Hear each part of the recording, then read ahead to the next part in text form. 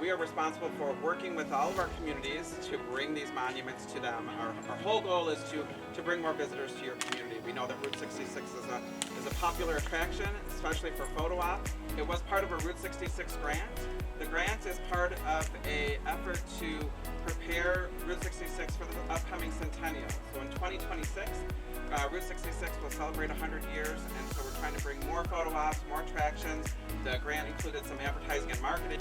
It's a great partnership with the village here. There were 4 grants issued last year. We received $1.5 million, and these were some of those projects that were in the grant. I think first we need to thank the Heritage Corridor Convention and Visitors Bureau for providing and installing this beautiful piece of artwork. I believe it's a very fitting place, right in front of Gardner's Old National Bank. The bank is over 150 years old and probably the oldest business in town on Route 66. We're looking forward to celebrating the 100-year anniversary in 2026. So 100 years of miles and smiles on Route 66. As Lockport kind of grew west, it was almost like we were forgotten that we were a Route 66 community, and so, part of our history.